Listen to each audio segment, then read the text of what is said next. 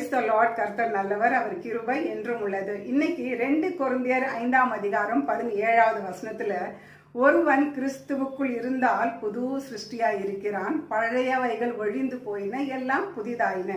பிசாசுக்கு இடம் கொடுத்துடவே கூடாது. நம்மளால எத்தனை நாள் உபவாசம் பண்ணி ஜெபிக்க முடியுமோ நம்ம உபவாசம் பண்ணி ஜெபிக்கலாம். சரி, பகல் டைம்ல உபவாசம் பண்ணி ஜெபிக்க முடியல அப்படின்னா ஈவினிங் 6லேருந்து மார்னிங் 6 வரைக்கும் ஃபாஸ்டிங் ப்ரேயர் போட்டு மிட் நைட் வரைக்கும் கொஞ்ச நேரம் ஆராதனை பண்ணி வேதம் வாசிச்சு தேவ சமூகத்தில் உங்கள் இருதயத்தை ஊற்றி அழுது ஜெபம் பண்ணிட்டீங்கன்னா தடைப்பட்ட காரியங்கள்லாம் உங்களுக்கு கைக்கூடி வர பண்ணுவார். எல்லா நன்மைகளும் உங்களை தேடி வரும்படி செய்வார். மன உளைச்சல், மனக்கசப்பு, எல்லா விதமான காரியங்களையும் ஆண்டவர் மாற்றி போட்டு உங்களுக்கு சமாதானத்தினால் நிரப்புவார்.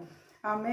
நீங்க அப்படி ஜெபிக்கும் பொழுது ஒரு தேவ பிரசன்னம் உங்களை மூடும் பொழுது உங்களுக்கு அளவில்லாத ஒரு சந்தோஷம், ஒரு சமாதானம், நிம்மதி உங்களை நிரப்புறத நீங்களே ஃபீல் பண்ண முடியும்.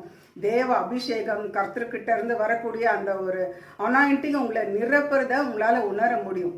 அப்போ மலை போல இருக்கிற பிரச்சனையை கூட கர்த்தர் பனி போல மாற்றி உங்களுக்கு சமாதானத்தை கொடுப்பாரு. ஒரு மைண்ட் ரிலாக்ஸ், மைண்ட் ரிஃப்ரெஷ் ஆண்டவர் கொடுப்பாரு. ஸோ நம்ம வாழ்க்கையில காணப்படுற இந்த ஆவிக்குரிய மந்த நிலையை சீர்படுத்தி, அப்படி இல்லைன்னா சீர்படுத்த நம்ம ட்ரை பண்ணணும். நீங்க என்ன பண்ணலாம்? வேதம் வாசிக்கலாம், ஜபம் பண்ணலாம், ஆராதனை பண்ணலாம், டைம் ஃபிக்ஸ் பண்ணி இந்தந்த காரியத்துக்கு இது அப்படின்னு சொல்லிட்டு நீங்க ஜெபிக்க முடியும். ஊழியத்துக்கு எப்போ போகலாம், அடுத்தவங்களுக்கு ஆண்டவருடைய வார்த்தை எப்போ சொல்லலாம், சில விஷயங்களை நீங்க ஜபத்துல இருந்து தீர்மானம் பண்ணி அதுக்கேற்ற மாதிரி உங்களுடைய ப்ரேயர் லைஃப்பை நீங்கள் மாற்றிக்கலாம். இப்போ வெளியில் ஊழியத்துக்கு போகிற காரியமாக இருக்கட்டும், வேலைக்கு போகிற காரியமாக இருக்கட்டும், பைபிள் படிக்கிறது, ஜெபிக்கிற நேரமாக இருக்கட்டும், நீங்கள் வந்துட்டு ஜாயின் பண்ணிவிட்டு நீங்கள் ஒரு டைமை நீங்கள் அலைன் பண்ணி வச்சுக்கோங்க. இந்த டயத்துக்கு இதுதான் அப்படின்னு சொல்லிட்டு அப்படி பண்ணும்போது உங்களால் ரெகுலராக ப்ரேயர் பண்ண முடியும், ஜெயிக்க முடியும். எப்பேற்பட்ட சவாலாக இருந்தாலும் அதை சந்திக்க முடியும். உங்களுக்கு வீட்லேயும் சரி, வெளியிலையும் சரி, வேலை ஸ்தலத்தில், குடும்பத்தில், இன்னும் பிஸ்னஸ்ல பல போராட்டங்கள், பல சத்ரு போராட்டங்கள், எதிர்ப்புகள், அவங்க கூட இருந்தனே குழி நோண்டுறதுக்குன்னே சிலர் உங்களை சுத்தி சுத்தி நல்லவங்க மாதிரியே வருவாங்க. அதெல்லாம் ஆண்டவர் அகற்றி போட்டுருவாரு.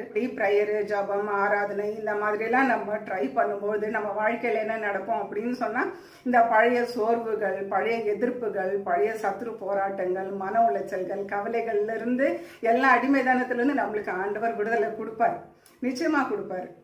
எல்லா தோல்விகளும், அவமானங்களும், நிந்தைகளும், கசப்புகளும் நம்மளை விட்டு பனி போல மாறிவிடாது. எப்படிதான் போச்சுனே தெரியல, இப்பெல்லாம் அப்படியெல்லாம் ஒன்றும் இல்லையா அப்படின்னு நீங்க சொல்ற அளவுக்கு ஆண்டவர் உங்களை சாட்சியா நிறுத்துவார். ஏன்னா ஒருவன் கிறிஸ்துவுக்குள் இருந்தால் புது சிருஷ்டியாய் இருக்கிறான். அப்போ நீங்க புது சிருஷ்டியா மாறினீங்கன்னா ஒரு குட் எக்ஸ்பீரியன்ஸ், நியூ எக்ஸ்பீரியன்ஸ், நீங்க வந்துட்டு ஒரு புது சிருஷ்டியா மாறிடுவீங்க. உங்களுக்கு ஒரு சமாதானத்தினால ஆண்டவர் நிரப்புவாரு. நீங்க மற்றவங்களுக்கு ஆசீர்வாதமான ஒரு ஊற்றா இருப்பீங்க.